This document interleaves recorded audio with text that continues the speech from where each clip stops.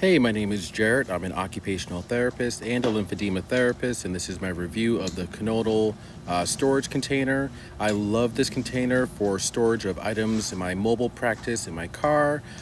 It can be expanded into a couple different lengths here, as you can see. I store a bunch of therapy supplies, weights, cleaning materials, medical supplies in this device. It can be stored lengthwise or horizontal, which I'll either keep in my trunk or the back seat. It has some nice pockets on the side here where you can store some supplies and or paper materials. It does come with a lid as well. However, I opt not to use it just because I'm in and out of my bag a lot or in and out of my car a lot reaching for supplies.